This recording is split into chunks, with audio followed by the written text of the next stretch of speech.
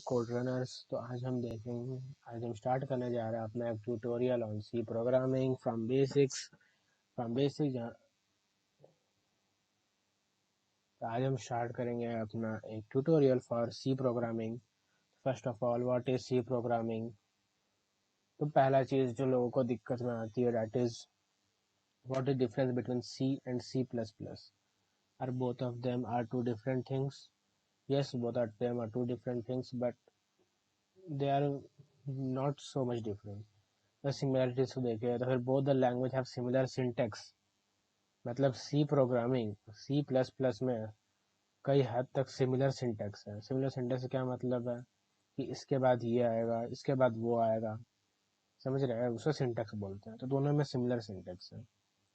Code structure of both the language are same. Code structure of both the language are same का क्या मतलब है कि इसका जो कोड स्ट्रक्चर है, मतलब ये कि अगर ये वर्ड इस चीज़ के लिए यूज़ होता है तो दो सी और सी प्लस प्लस दोनों में सेम है। C is highly extended grammar and C is a basic grammar. अब जो सी है वो सी प्लस प्लस का एक पार्ट है। That is C is subset of C plus plus. That is why C plus plus is highly extended grammar. देखिए, बहुत ही बड़ा समुद्र है और सी उसका एक पार्ट है, और सी उसका एक पार्ट है। That is why C plus plus is use in competitive coding and C is not use in competitive coding. बस ये था डिफरेंस। एंड ये था सिमिलरिटीज कहीं ज़्यादा है क्योंकि दोनों एक ही थाली के चट्टे बट्टे। एंड उसके बाद आता है what are the platforms for doing C programming. Turbo C plus plus ये कंपाइलर है, इसमें सी प्लस प्लस और सी दोनों कोड रन हो सकते हैं। डेव सी प्लस प्लस, इसमें भी सी प्रोग्रामिंग और सी प्लस प्लस दोनों के कोड रन हो सकते हैं। विजुअल स्टूडियो कोड, इसमें भी हो सकता है। अगर कुछ नहीं है, अगर आपके पास मोबाइल में करना है, बहुत सिंपल सा चीज़ है। सिंपली गूगल में जाना है, गूगल में जा करके अपने को लिखना है online C compiler. Online C compiler लिखने के बाद जो अपने पास पहला ऑप्शन है वही है अपना आंसर, मतलब वही अपना साइट। तो फिर ये अपने पास सैम्पल कोड में पहले अपने पास hashtag include studio dot H. तो फिर what is the meaning of hashtag include studio dot H? Hashtag include का मतलब है हम लोग इसे इंक्लूड कर रहे हैं, किसे इंक्लूड कर रहे हैं? स्टूडियो डॉट एच को अपने प्रोग्रामिंग में, अपने कोडिंग में। अब what is the meaning of studio dot H? Studio dot का इसका मतलब है standard input output functions. What is the meaning of standard input output function? Standard input output functions का मीनिंग होता है कि अपने पास जो इनपुट फंक्शन है, इनपुट फंक्शन से मेरा मतलब है जिससे कि यूज़र अपना इनपुट डाल सके प्रोग्रामिंग में, कोडिंग में, जिसे हम लोग बोलते हैं स्कैनफ। स्कैनफ की मदद से अपन जो अपना कोडिंग है उसमें अपना इनपुट डाल सकते हैं। दूसरा है अपने पास output. What is the meaning of output function? Output function का मीनिंग जो यूज़र को शो होगा जिसे हम लोग यूज करते प्रिंट एफ से, जो कि यहाँ पर लिखा हुआ है print F hello world. Print F क्या होता है? सिर्फ मैंने कहा कि ये आउटपुट फंक्शन है। देयरफॉर प्रिंट एफ में जो ब्रैकेट में डबल इन्वर्टेड कॉमा में जो भी लिखा रहेगा, चाहे वो हेलो वर्ल्ड हो, चाहे कुछ भी वो लिखा हो, वो शो हो जाएगा। वो प्रिंट एफ शो कर देगा। जैसे कि कुछ भी लिखा है, ये शो हो गया। इससे पहला मतलब ये होता है।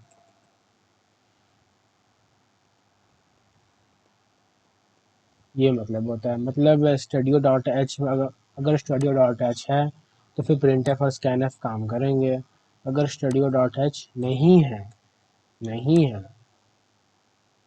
तो क्या होगा? अपने को वार्निंग मिल जाएगा कि इनका यूज़ करना है, ये अपने को वार्निंग मिल जाएगा।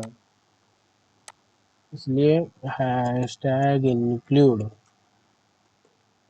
स्टूडियो डॉट एच का यूज़ करना अनिवार्य है।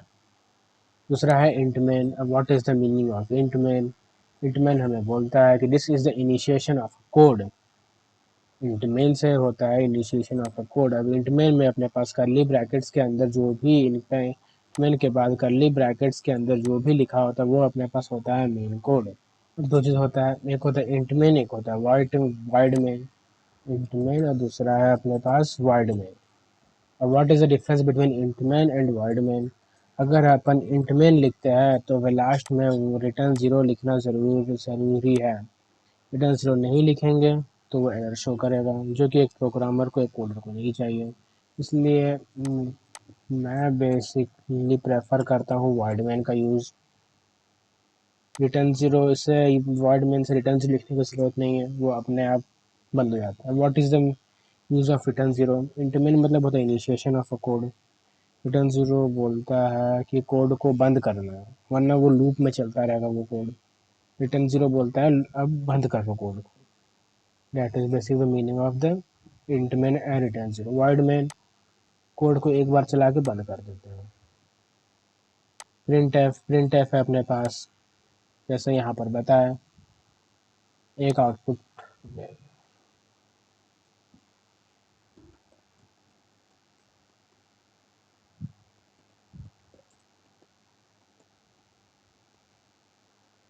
प्रिंट एफ जैसे यहाँ पर बताया वो है अपने पास एक आउटपुट फंक्शन। आउटपुट फंक्शन क्यों है? क्योंकि वो यूज़र को दिखता है, यूज़र उसमें अपने से कुछ लिख नहीं सकता है। दूसरा आ जाता है अपने पास स्कैन एफ। स्कैन एफ है अपने पास एक इनपुट फंक्शन। अब वाइड मेन के बाद एकदम से प्रिंट एफ नहीं होता, सबसे पहले अपने को लिखना पड़ता है variables. What are the different types of variables we are using? Different types of variables we are using होता है int a, b। जैसे एग्जाम्पल के लिए हम लोग अपने छोटे से कोड में दो छोटे वेरिएबल यूज़ कर रहे हैं, इंट ए और बी। वेरिएबल कुछ भी हो सकते हैं, A B, apple ball, cat dog, कुछ भी। सी प्रोग्रामिंग में हर एक लाइन के बाद सेमीकोलन का यूज़ करना ज़रूरी है, सेमीकोलन लगाना ज़रूरी है। This is important. अब जैसे प्रिंट एफ हेलो वर्ल्ड, तो फिर यहाँ पर वो एक सेकेंड रन करना पड़ेगा। ये स्कैन एफ अभी जरूरी नहीं है लिखना। हाँ, अब वो हेलो वर्ल्ड शो होगा। अगर हम यहाँ लिखें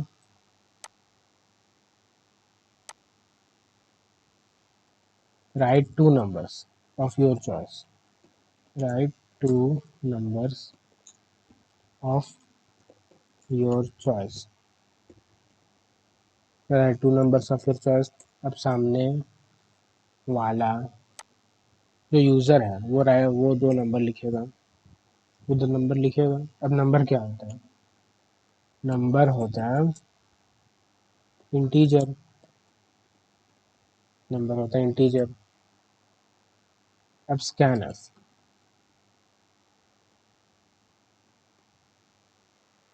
प्रिंटफ और स्कैनफ में अपने को ब्रैकेट के अंदर ही लिखना पड़ता है, डबल इन्वर्टेड कॉमास के अंदर स्कैनफ। अब सी प्रोग्रामिंग में या फिर सी प्लस प्लस प्रोग्रामिंग में इंटीजर को रिप्रेजेंट किया जाता है by the help of percentage D. तो स्कैनफ में बंदा लिखा, यहाँ पे लिखा परसेंटेज डी पहला नंबर, फिर परसेंटेज डी दूसरा number, and store it in and A and B.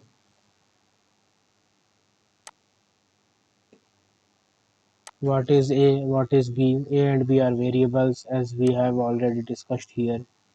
What is and what is and here? scanf address मांगता है।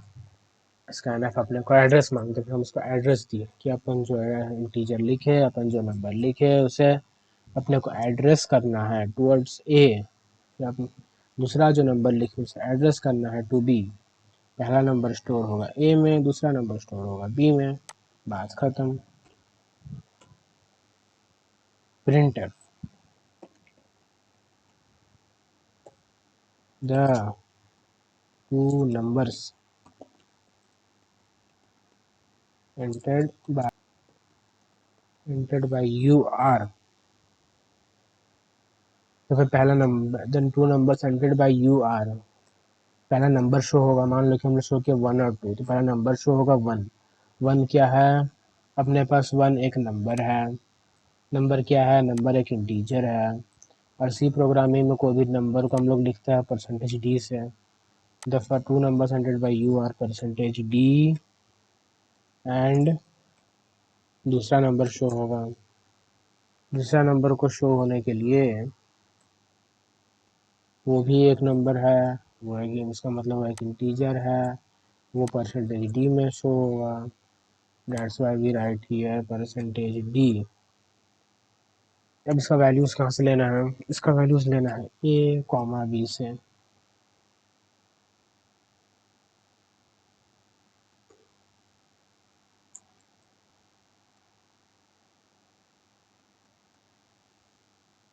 अब यहाँ पर अपन एंड दिए है, यहाँ पर एंड दिए, यहाँ पर एंड क्यों नहीं दिए? क्योंकि स्कैनफ एड्रेस मांगता है। स्कैनफ बोलता है कि जो भी नंबर है उसे स्टोर कहाँ करना है? ए और बी में। तो फिर वो एड्रेस मांगता है, प्रिंटफ एड्रेस नहीं मांगता। वो बोलता है ए में है तो ए में ला दो। इसलिए this point to be remember that when we are using scanf any number that we are storing, उसमें हम जो अपने पास वेरिएबल है उसके आगे अपने को एंड लगाना ज़रूरी है। प्रिंटफ में अपने को एंड लगाना ज़रूरी नहीं है। सिंपली ये हो गया। स्कैनफ जो है अपने पास है इनपुट फंक्शन। इनपुट फंक्शन है, प्रिंटफ अपने पास आउटपुट फंक्शन है। यूज़र को शो होता है, स्कैनफ में यूज़र इनपुट देता है। वर्ड में दिए रिटर्न ज़ीरो लिखने की ज़रूरत नहीं, कोड को रन करते हैं।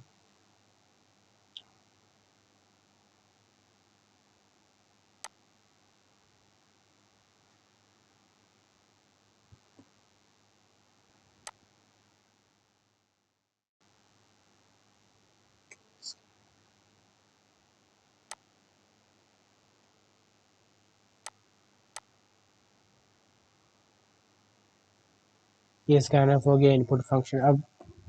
अब सामने वाले को यूज़र को शो क्या होगा? The two numbers entered by you are. पहला नंबर क्या है?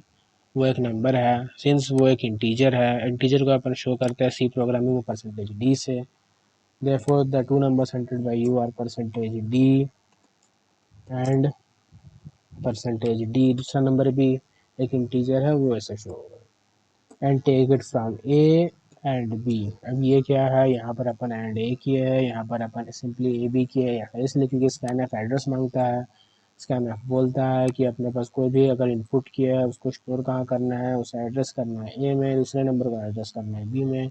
प्रिंटफ एड्रेस नहीं मांगता है। वो हम लोग जो भी लिखे हैं वो कहाँ से आ रहा है? वो सिंपली ए और बी से आ रहा है। प्रिंटफ एड्रेस नहीं मांगते। देखो point two variable number. Scanf में जो भी अगर इनपुट किया है उसे वेरिएबल में स्टोर करने से पहले वेरिएबल के आगे एंड लगाना ज़रूरी है। कोड के लास्ट में सेमी इनवर्ट कॉमा लिखना ज़रूरी है। सिंस वर्ड में यूज़ की रिटर्न ज़ीरो लिखने की ज़रूरत नहीं। कोड को रन करते हैं, रन कर दिए। The two numbers of your choice are let's say 4 and 5। therefore the two numbers added by you are 4 and 5। Simple सा कोड, 2-3 लाइन का कोड हो गया। ओके। टू नंबर अगर जैसे कि यहाँ पर फिर से अगर रन करें तो देखिए कि to numbers of your choice, तो फिर ये सीधा यहाँ पर आ रहा है। फोर हम स्पेस बार यहाँ पर ऐड नहीं करते। अगर हम चाहते हैं कि अपने the right to numbers of your choice, तो अगर चाहते हैं कि दो दो नंबर को नेक्स्ट लाइन से लिखना है तो यहाँ पर जाना है। सिंपली पहले इस कोड को स्टॉप करना पड़ेगा। इन्वर्टेड स्लैश एन लिखना है, जिसका एन का मतलब होता है write in next line, write from next line.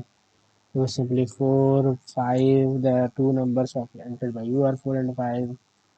तो ये था अपना 4-5 लाइन का सिंपल सा कोड।